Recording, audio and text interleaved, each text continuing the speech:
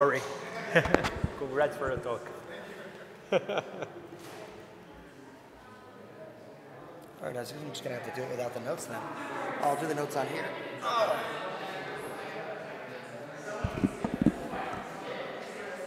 We're already at 5:03. Great. So we should probably start. Let me just get this up. Yeah, the previous panel really didn't leave us a lot of time. Whoever it was. The previous panel really didn't leave us a lot of time to... All right. Yeah, What? no, exactly. Yeah. Okay. Can I see the notes, please? Huh? Oh, yeah, we got it. Yeah, exactly. Perfect water. And I'm sweaty, just like it always is. Okay, hello everyone. We're going to get started now because it's already 5:05 and we want to end early, or at least end on time. So, oh wow, it's sparkling. I was not expecting that. Okay, so welcome to this panel on collaborative journalism. What is it? Who's doing it? And how do I execute my own project? For those of you who are expecting Heather Bryant here, I am sorry to report that she was unable to make it, and I'm happy to report, though, that she's been replaced today by Samantha McCann to my right. I'm also joined by Guillermo Amado to my left. And my name is Joe Amditis, and I work at the Center for Cooperative Media in Montclair State University in New Jersey, and we work on a range of projects about collaborative journalism. And I'll let the two of you introduce yourselves to everybody else, and we'll just get right into it, because I know, before we start, real quick, anybody worked on a collaborative project, collaborative journalism project before? Okay, not many people. That's good. Good, you're in the right place then. Has anybody been involved, or has been their company or their organization has done something collaborative? Okay, so not many people. That's good. Okay, so that gives us a sense of the room here. Can everyone hear me okay, or should I lean a little closer? Is that better? Too loud? Yeah, okay. Okay, Samantha, do you want to start? Introduce yourself? Sure. My name is Samantha McCann. I'm the Vice President of Journalist Practice Change at the Solutions Journalism Network. We are a US-based nonprofit organization that trains journalists and works with newsrooms to help them shift their coverage from only looking at problems to also looking at how people are responding to those problems. So we've been involved in a few different collaboratives, which I'll talk about in a bit. Yes, good afternoon. My name is Guilherme Amado. I'm from Brazil, where I am an investigative reporter for the magazine Época. I have been collaborating with different organizations of cross-border journalism. I'm an ICJ member. I also collaborate with the Organized Crime and Corruption Reporting Project here in Europe. And last year, actually in 2017, I started a year at Stanford University as a JSK fellow, trying to figure out ways of fostering cross-border journalism around the world, and how to make possible for any reporter to collaborate in cross-border stories, even if they are not a member of these clubs like ICJ or OCCRP. Real-time updates to the Twitter handles. That's how we do it, yeah. Don't want to spell the woman's Twitter name wrong. Okay, so thank you for that. Well, let's start with a quick definition of collaborative journalism. Obviously, it makes sense to get us all on the same page. Obviously, broadly defined, we're talking about anytime a news organization works together with other news organizations or with community organizations. In fact, Heather Bryant likes to say that, I think I have the quote here, that the collaborations between non-news organizations and news organizations is actually, I believe she says, the next frontier in journalism. Quote, getting past competition and building trust for newsroom-to-newsroom collaboration was step one. Openness to and execution of collaborative partnerships with non-journalistic or platform partners is the next level. And so we're going to get into a little bit of that shortly, but for now, let's sort of look at a broad view of collaboration in general. In 2016, I think, is really when the center sort of noticed a resurgence or an upsurgence in collaboration and collaborative journalism projects. They're much more widely accepted nowadays. In fact, ONA offers a collaborative journalism award. The Pulitzers recently awarded a collaborative journalism award. We've seen projects like Electionland and Documenting Hate coming out of ProPublica, which have gained widespread traction and pick up across the country and across the world. And there are also several international collaborations we all know about, the ICIJ, Panama Papers, Paradise Papers. That's sort of the big draw. Who here's heard of the Panama Papers or the Paradise Papers, right? A lot of people. And so that's the kind of, it's been sort of coming up in the 20th century, I mean the 21st century really, at the turn of the century really is when we started to see them popping up, but in 2016 is when you saw a big resurgence. And of course now it's being studied as its own unique approach to journalism, something that everyone on this panel today focuses on, as well as the folks who were supposed to be here like Stephanie Murray or Heather Bryant. We also, of course, there's a lot of funding going on in collaborative journalism at the moment, which is huge. That's a big part of it. The money, where the money comes from, is a big part of what makes it work, obviously. And those slides were not supposed to go so quickly. I think they were supposed to. There we go. Stephanie helped me with these. She made animations for me. I thought I removed them all. So, this is a map from one of our recent reports that's based on the database of collaborative journalism projects that the Center for Cooperative Media maintains. And every country highlighted in red on this map is either involved in a collaboration or is the focus of a collaborative journalism project. You see collaborations between all of these organizations, both independent, alternative, public media, nonprofit media, but also formal cooperatives in the sense that they work together with their own members. You're seeing a lot of civic and community organizations, like the ones that Free Press was just up here on the last panel, and you have organizations that are public advocacy working with journalists. Theater companies, artists are now bringing into the fold to see programs like Terra Incognita in New Jersey, where we took reporting on toxic contamination and turned it into a play, a nonfiction play based on one of the reporters' work. We also, please work, there we go. We also, of course, we see documenting hate, ICIJ, the REENTRY Project, and a large list of major projects that are happening around the country right now. One cool example is obviously WNYC has actually become a national leader in collaborations. ProPublica has become well known for its partnerships, especially. Same with CIR, the Center for Investigative Reporting. We have Verificado. We have the can you please pronounce it? Investiga Lavallato? Investiga Lavallato. Yeah, exactly. So it's obviously becoming much more widespread. You're seeing it across around the world. When we're getting into who isn't collaborating, oftentimes we're not actually seeing a lot of collaboration among large legacy outlets. It's not a huge list of people who are not collaborating, and it's getting smaller. We are seeing a lot of commercial television stations that are playing with the idea. They're sort of teasing and toying with it, but it is often hard to get high-level buy-in. And then, of course, local media from developing countries are also struggling with this due to a range of factors, a lot of it having to do with resources. And we're going to talk a little bit about that later. Of course, the reasons why we collaborate have to do with the additional resources that you get when you work together. Oftentimes, the access you have to various sources and information can increase when you have a broader spectrum of folks who are collaborating and working together. And of course, the increased impact, attention, you get a wider range of experts that are available, and all of those good things that come along with collaboration. I'm speeding through these, and I know that because we're short on time, and I want to get to these two folks to talk. A lot of reasons, there are a couple of different reasons why collaborations get started. They're often inspired by an upcoming event that everyone is going to, They're often inspired by an upcoming event that everyone is going to cover anyway, specifically elections. It's often inspired by an impending or looming crisis that everyone needs to cover. We saw that in Hurricane Sandy and Hurricane Irene, as well as Hurricanes Harvey and Irma. You also see where a lead partner initiates conversations among other partners. The good example here is Philly's REENTRY Project, the San Francisco and Seattle Homelessness Project, which Samantha's going to talk a little bit about later. It can be inspired by our partners having trouble cracking a story on their own and needs help. Again, the Panama Papers is a great example of this.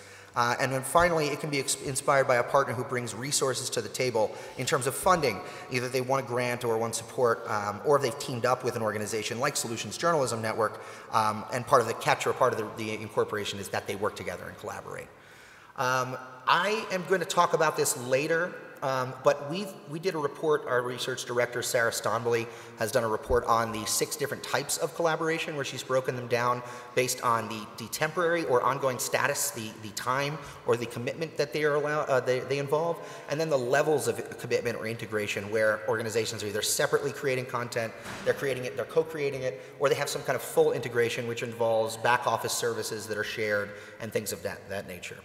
excuse me as I wipe the sweat down my head here. It's not exactly cold in here for me.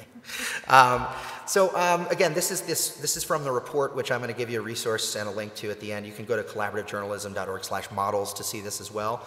And this is what you mean. These are some examples by these sort of separately or iterative projects, right? We also have down here at the bottom where the partners will work together to create more as well. And I'm just going to keep going here. We're going to skip this slide. We're going to talk about, both of you are going to talk about this. We have more info at the end. I want to get into Guilherme and have you take over from here. You got it? And we're good. Thank you. Joe mentioned in the slide about the reasons to collaborate, that you can have more sources, and I'd like to take this part of his talking to introduce my participation here. Let's consider that you are the most important journalist of your country. Sorry, but you are nothing in the other country. You will never have the same importance, the same access to sources that local journalists have.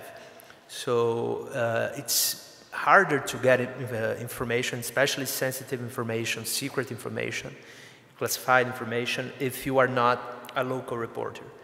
I think that this is the main reason why cross-border journalism and investigative journalism, they talk so frequently, because if you need classified information that is not in your country, in your borders, inside your borders, you will need help. And when you take information, good information from other countries, you will also need help to work with that, to make this have any meaning. Let's remember the beginning of the story of the Panama Papers, whose reporter that took the leaks here in the festival, Frederico Bremeyer, the German reporter. He received the leak with information from more than 100 countries, and he realized that the story would disappear if it was published only in Germany. So he shared with people, with SIJ, and SIJ shared with journalists from, I don't remember how many countries, but more than 100. Of course, the Panama Papers is always mentioned as the best example of cross-border collaboration, and of course it should be. But we also know that the Panama Papers, this project is an exception. Of course, that we will not make 2, 3, 4 Panama Papers per year. Thanks God, we will not. But there are some aspects of this project that we can learn with, and also the way that ICIJ and OCCRP, that are the two biggest worldwide consortiums of journalists, the way they were built, this can inspire us a lot. I mentioned here that this is an aspect that is not, and I consider it not highlighted enough. We will have more and more cross-border stories every year, because we are living in a world that's more and more connected. And there are stories that you need to have a cross-border perspective to cover properly. So, for example, immigration, that almost any country in the world is somehow covering. If you don't have a cross-border perspective towards immigration, you will not do your job properly. Organized crime, again, any kind of organized crime is somehow connected transnationally. It has transnational ties. So again, if you are a reporter that covers this topic, you should have a cross-border perspective as well. There are one sad point for journalists that cover such topics, is that the lack of resources. 5 years ago, I spent the largest period of my career in one single story. I spent 6 months in a story about drug trafficking in South America. And I visited Bolivia, Paraguay, and Peru. The three countries has have borders with Brazil, to tell how was the operation of criminal organizations of drug trafficking in South America.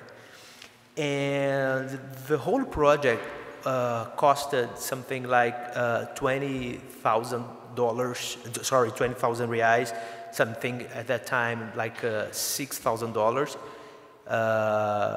for the newspaper I used to work. Nowadays, only 5 years ago, after that, it would be impossible for that newspaper to pay that, and I can say that for any Brazilian newspaper to spend that money.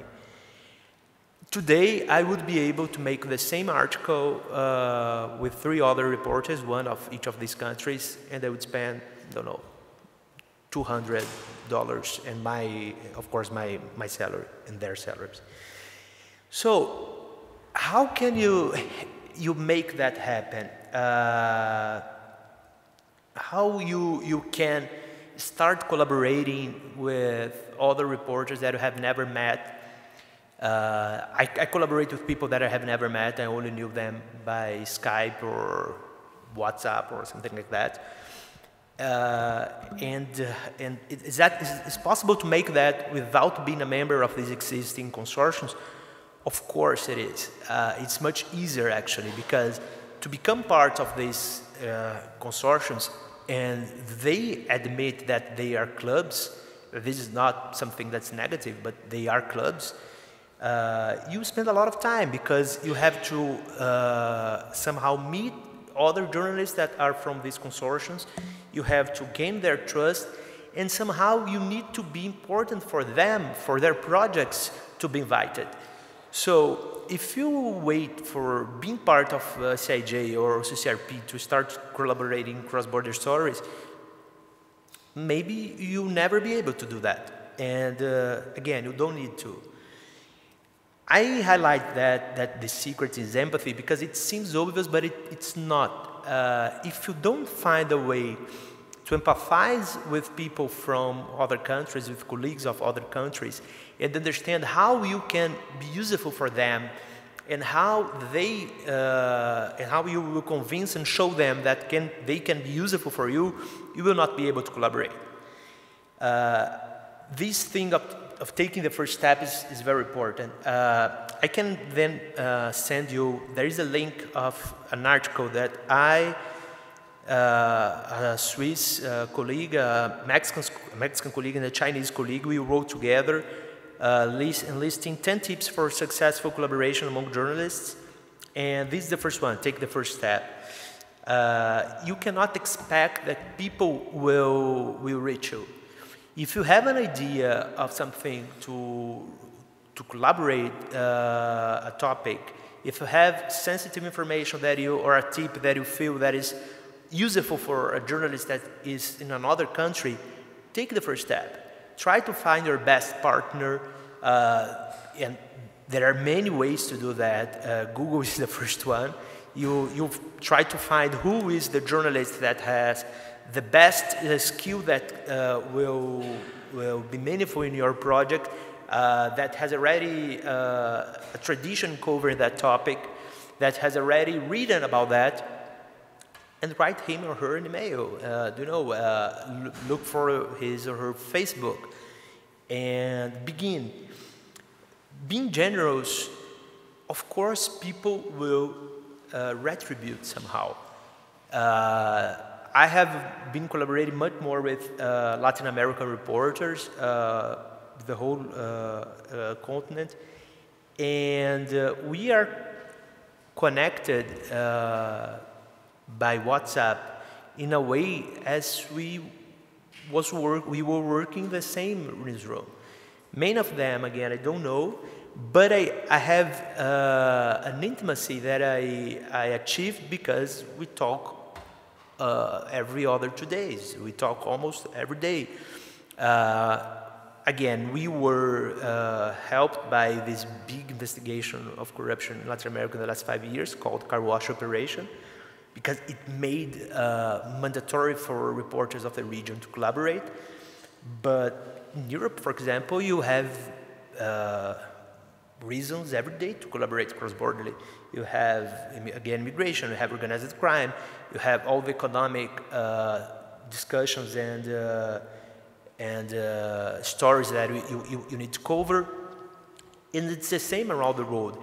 You can, if you'd like, you can only work with cross-border stories because there are points in common between countries, among countries, that can make good stories that everybody would like to read. Being clear and flexible are also important advice because we were talking about that yesterday, right, John? If you not are clear with what you can do, what you expect, this will probably damage the relationship, hurt the relationships at some point. So, being flexible is the same because this is also related to empathize.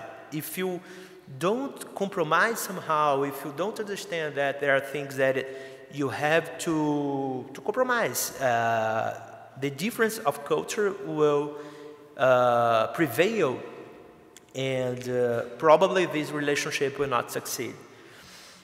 The last point is, I think that's fundamental. It's very important when you don't have a professional, formal relationship, but you have a professional relationship somehow, it's very important to honor your commitments. Because, of course, with your colleagues in your newsrooms, we have to honor our commitments, otherwise we lost our jobs. But when you are dealing with people that you don't have a contract, you don't have a paper saying that you have to honor your commitments, it's up to you, you know, and you should more than ever take care of that, of the commitment that you set up, because otherwise probably you will break this relationship. I think that's that. I would love to after that in the part of the questions to answer questions about difficulties that or ideas that you have to collaborate projects. I would love to help. Okay. Yeah, I think a lot of us are eager to get into some of the challenges of collaborations, and we're going to do that when we talk about some of the solutions first. Yeah. See what I did? Isn't that good? Hey. Okay. You're so setting Sam, me up please. for failure. Yeah. Go ahead. Hi, everyone. Thank you for sticking around. I know it's late in the afternoon. So, as I mentioned, Solutions Journalism Network, we train and work with newsrooms and journalists to help shift the coverage from only looking at the problems to also looking at how people are responding to them. We think it's an essential part of how you report the news, of how you portray it to your audience. Are you actually giving them the full picture? Are you showing not just the investigations into what is broken, but also how people are already responding to it? Again, Solutions Journalism is rigorous reporting about responses to social problems and their associated results. We were founded about 6 years ago by veteran journalists David Bornstein and Tina Rosenberg, who co-write the Fixes column in the New York Times. We do a lot of things. I'm not going to talk about them, but solutionsjournalism.org if you want to know more. This is a very small sampling of some of the organizations that we've worked with in the US. So we have about 150 newsroom partners, meaning these are newsrooms that we communicate with regularly and are producing solutions journalism. So this is across the spectrum: radio, broadcast, legacy media, new media, small digital startups. It's really the spectrum. That's just a quick glance of the US. We have this is our pride and joy. This is a database of almost 6,000 stories that we have sourced, some of which we've worked with newsrooms on helping them produce. This is storytracker.solutionsjournalism.org, and every story has been read, watched, or listened to by our team of fellows that are make sure every story that gets in this database is rigorous, is evidence-based, includes limitations. We're talking about serious reporting, not kind of fluff and PR pieces. That's a map of the world. And that was just a local story I found. As earthquakes rattle Italy, lessons in how and how not to rebuild cities and towns. So that's kind of an exemplary solutions journalism story. So as far as how solutions journalism has been related to collaboratives, Resolve Philadelphia was founded by Jean Friedman Rudofsky and Cassie Haynes. They're two journalists and journalist-adjacent people in Philadelphia, wonderful women, and their mission is to develop and advance journalism built on equity, collaboration, and the elevation of community voices and solutions. So Resolve actually came after their first project. The first project was something called the REENTRY Project, which Joe has mentioned a couple times. So the REENTRY Project was a year-long of reporting in Philadelphia, 16 media outlets in addition to Temple University. So talking about integrating non-publishing, non-journalism elements into your collaborations. This is kind of an example of what that could look like. So Philadelphia has an overrepresentation of ex-offenders, people getting out of prison. Philly has about 0.5% of the US population and about 5% of its ex-offenders who come back to the city. So there's this issue of how do you re-enter these people into society? How are they connecting with jobs? How are they thriving after being incarcerated? And so this, has been an issue for a while. And so what this collaborative did is say, okay, let's come together and report on this. This is an issue of facing the entire community, the entire city. How can we move this conversation forward? And so it was reporting. They had a common website, and so they didn't co-report. They each kind of did their own stories. But there were events, community engagement events involving organizations involved in reentry, and it really was a powerful collaborative. And so powerful, in fact, that after the year ended, they decided, oh, there's that nice picture. They decided to launch the group into another, it's still the same group, but with a few more partners. There are now 22 organizations, including broadcast media, as well as legacy papers. So we noticed that those types of organizations are a bit less likely to want to collaborate. We've actually found that they joined the second year, but they're now a core part of it. So Broken Philly is reporting on issues of economic injustice.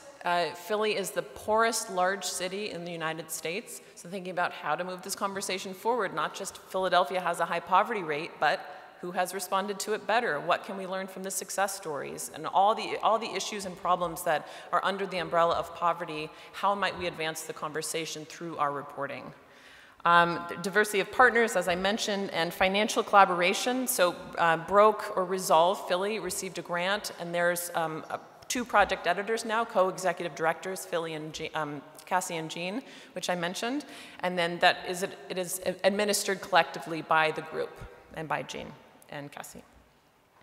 The focus is on solutions-oriented reporting, I mentioned. Engagement is really core to the project. It's not an afterthought. Engagement, we're not talking about social media. We're talking about like deep, meaningful conversations that happen before this reporting begins. They actually, to determine what this collaboration would focus on, they polled the community after the reentry year. They said, we're going to keep doing this. What are problems you face in your life? What should we do? And the community said, kind of broadly defined issues around economic injustice and economic kind of inequality. And the model is now being replicated in more than 12 cities across the US. And Jean sent this to me yesterday, but the past Pulitzer board chair published a blog yesterday, of the Pulitzer Prizes, published a blog saying that Resolve Philadelphia and this model is kind of imperative to how we're thinking about local journalism going forward. Another collaborative we're involved in is one in Charlotte. This one is a bit younger. They just started publishing stories recently. This is 9 partners in Charlotte, North Carolina, in the South, in the United States. And they are co-reporting stories. And this is on the issue of housing. Charlotte has seen a huge increase in population in the last 10 years, like almost 1 million people, and so they're struggling with how to actually house these folks. And so this collaborative is looking at responses and solutions to that. And then another format is, this was a one-day collaborative that Joe mentioned. This was something like 30 news outlets in San Francisco saying, okay, there is a problem with homelessness in San Francisco, we get it. How can we move the conversation forward? And so they did intensive reporting on one day that all came out around how we might move this conversation forward. It also included investigations into the problem, but it was really about, let's think about this in a cohesive way. How is our city gonna grapple with this? And all the media outlets offering kind of their own perspectives. And finally, we have a resource called the Collaborative Playbook. A lot of our lessons are taken from the 3 examples I just mentioned, but how to collaborate around solutions. It's on our website, learninglab.solutionsjournalism.org. Cool. And then there's Jean's and Cassie's email.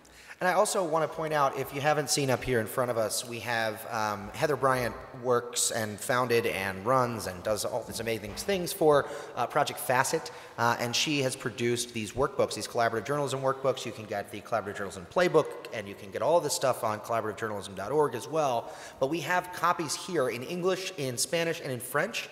Obviously, only 2 in French. I had to lug these in my own luggage here because she had to cancel last minute, unfortunately. But we do have some available if you'd like to grab them before you leave. We have the logistics of collaboration here, but I want to stop and pause and see if we have any questions. Does anybody want to shout something out? I don't know if we have to run the mic if we can hear, but that would be great. Mic would be good.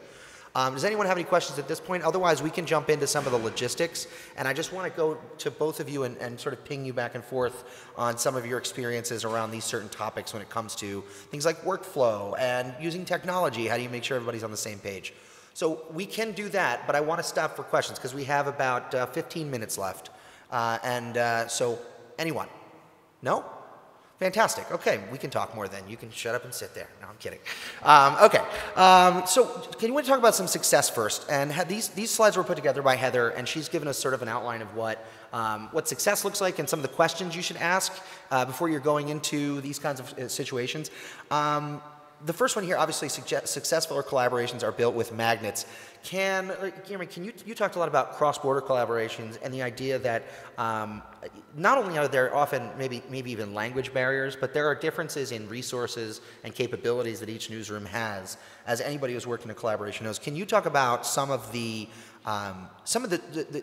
forces that sort of draw you together? What are good indicators that these certain organizations might have a good fit? Or what are some of the things you want to look for when trying to find good matches so that people work together with what they have and don't end up resenting each other when they don't end up contributing exactly the same thing? Can you speak there, or do you want to? Anybody wants to take that? That's fine. I think that the best match is when you have interest in each other. This is the best match. If you are useful for your partner and your partner is useful for you, this will probably be the most successful collaboration that you have. If you are working for your partner because of him or her interest or the opposite, of course it can succeed, but it will depend on the generosity of each part. Because when you need the other and the other needs you, it's, we are human beings, so it's interest. But if you start the first collaboration, just you need or the other need, the chance of failing is bigger. But after 1, 2, 3 collaborations that succeeded, probably all the others will succeed because you became good partners and the magnets succeeded. So you start to get a familiarity with the other one. You know what to expect. Yes. So do you want to add to anything? Yeah, the magnet in the case of Philadelphia was Philadelphia.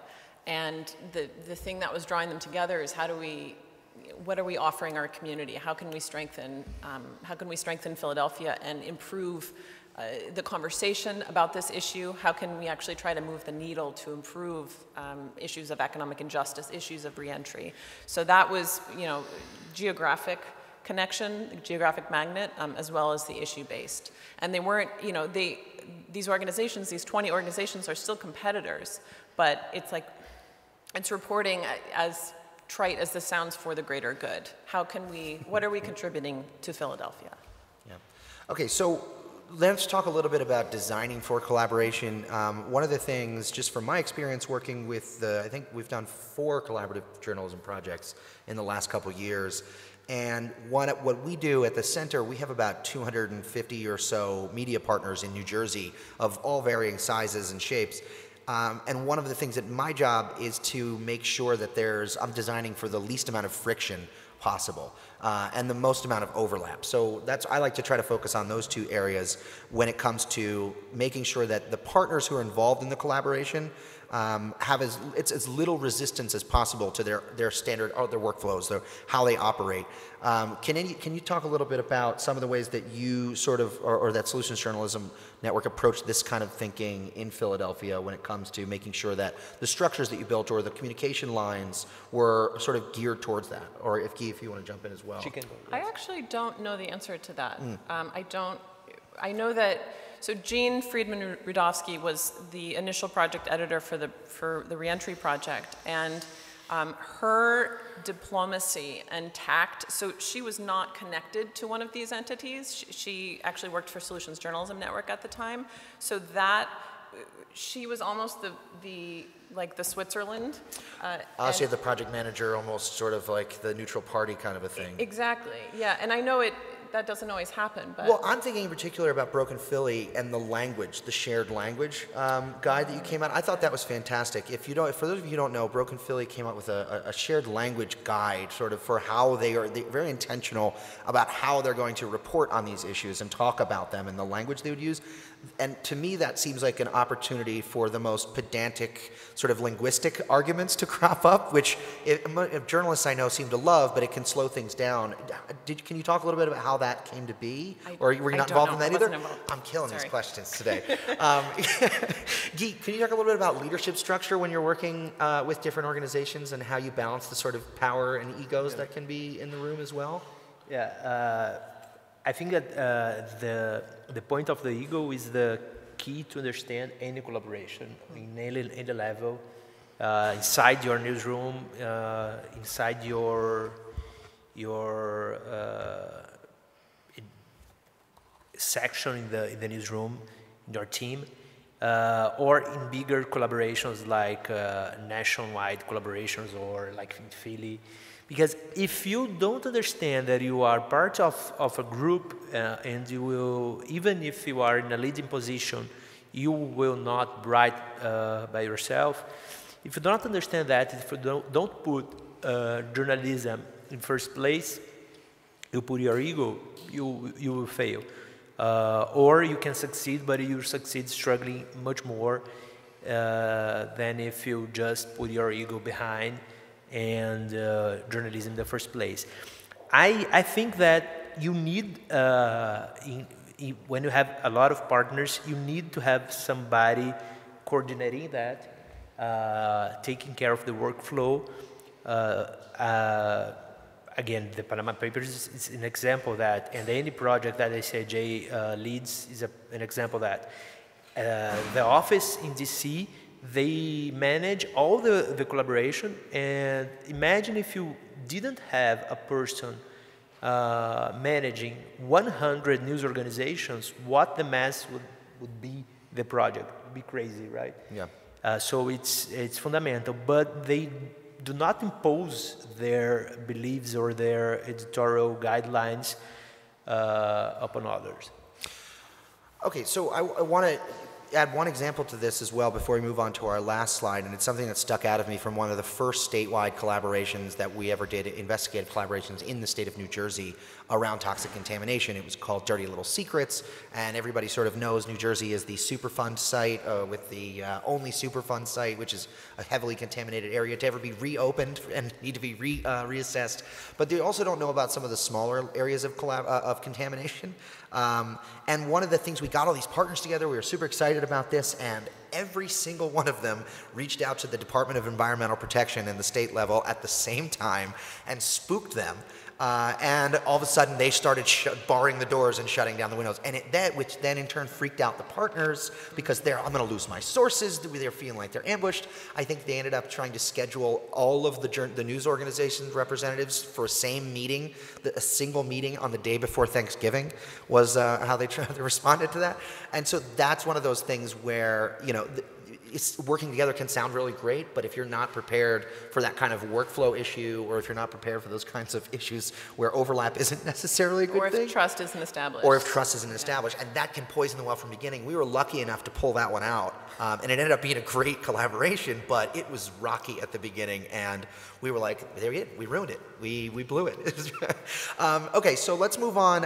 If you didn't notice, I switched from the designing for collaboration to managing because there was a lot of what we were talking about in both. But our last one is going to be assessing collaboration. We got about 10 minutes left, and I want to talk to you about. You mentioned that the Pulitzer Prize head honcho wrote about how Resolve Philly is a model, but what other forms of impact measurement? There was a great panel earlier today about the impact tracker CIR has, and we used that tool in Dirty Little Secrets.